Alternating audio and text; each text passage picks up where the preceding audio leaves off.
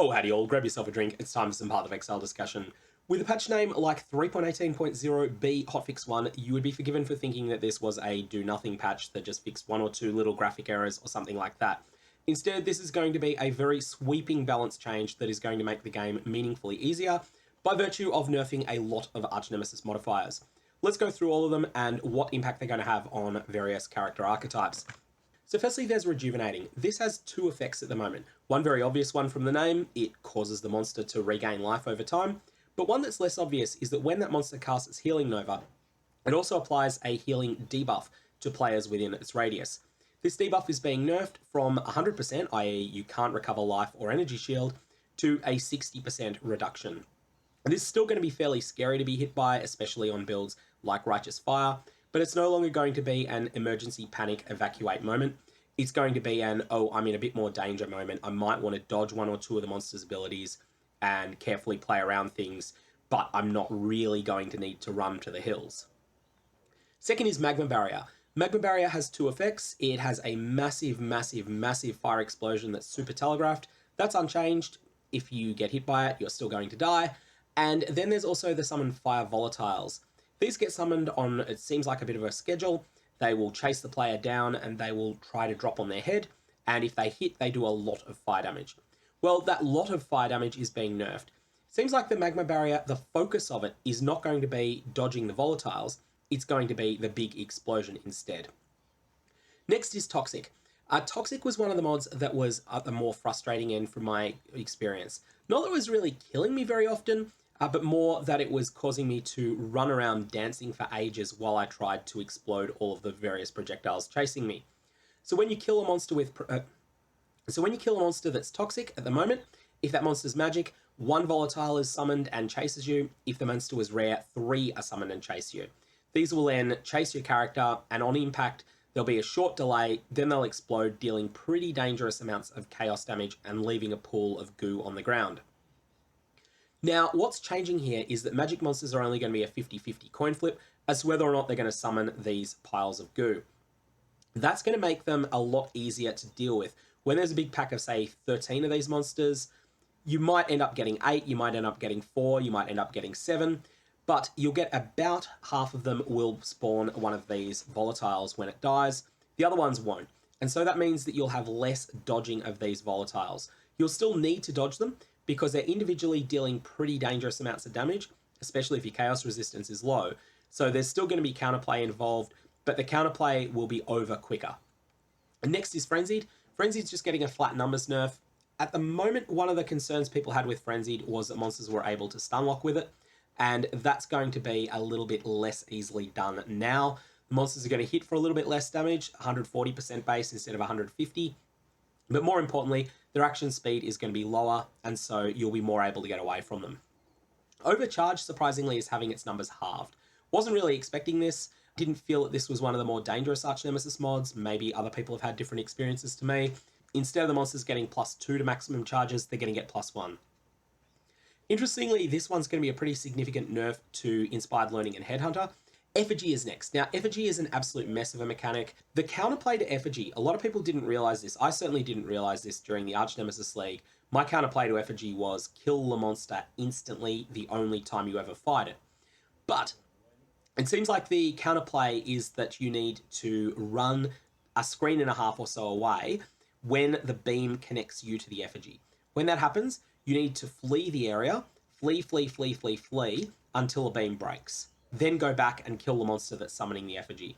Or alternately, don't go back. Effigy is one of those mechanics that can be pretty sketchy, even in softcore, and so you might often decide not to go back to it. They will wait 2 seconds now after they link to the player before it starts becoming deadly. So with that in mind, I think you can have a bit more time to counterplay this. I would advise treating the Effigy mechanic the same way that you treat the Searing Exarch's Slam, if you're familiar with that fight, which is basically when you see the telegraph for it, drop everything you're doing and run a screen and a half away. But I still don't like the mechanic, and this is one that I would be happy to see reworked more substantially. That'd be a lot better than using a Reflect mechanics. Reflect mechanics just haven't worked very well in Path of Exile for a long time. Mana Siphoner is next. So Mana Siphoner is one of those interesting ones that A lot of players don't realize how to play around it and get angry when they die to it. The way you play around it, there are two main ways. The first one is the more obvious but less effective way, and this is to disengage from the monster, turn off an aura, go back with full mana, and beat it down before you run out. That's the more obvious strategy, and it certainly does work. But for when that's not an option, or alternately when you want a different approach, you can just go into the very center of the ring and stand toe-to-toe with the monster. It is actually a ring that is draining mana.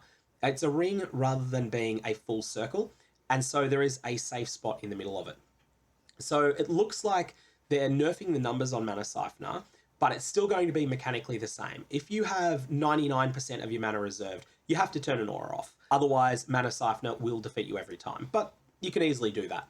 Turn one of them off, and then go and get full mana, then come in and beat it down, and you'll be able to get into the center, into that dead spot while you still have mana, and then at that point you can just beat down the monster itself. They're looking to improve the visual clarity, which is actually really essential. That's the thing that I think needs to happen with Mana Siphoner, because too many people don't realize about that dead spot in the middle.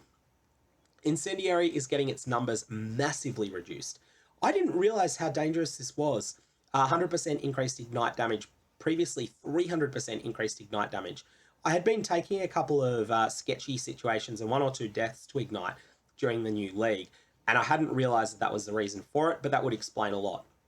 So basically, Incendiary is getting massively reduced stats in general. One other thing I'll add in here is that all of the resistance modifiers are being nerfed. The common ones are being nerfed to 40% mostly, with a couple of exceptions, and the rare ones to 50%. Bloodletter is next. 50% increased damage with bleeding rather than 100%. Bloodletter hasn't hit me much, and also I'm usually reasonably quick with the anti-bleed. Not necessarily always, but this one is going to bring it into a situation where it's going to be meaningfully less dangerous than the scary bleeds from Expedition monsters. Chaos Weaver is another one of the resist nerfs that's happening, as is Entangler and Arakali and Shakira touched. Stormstrider is next. Tringa Lightning Mirage, when hit, now has a longer global cooldown. This is a big improvement. These things were getting frustrating.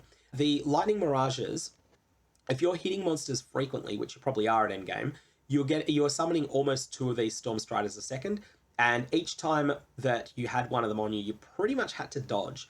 You could tank one of them, but if you tanked 2 of them, you were in serious danger. And likewise, there was probably a third one right behind them, and the second one might well stun you because the first one would have shocked you. So for that reason, Stormstrider was really dangerous. A longer cooldown on this is going to make it a lot easier to play around.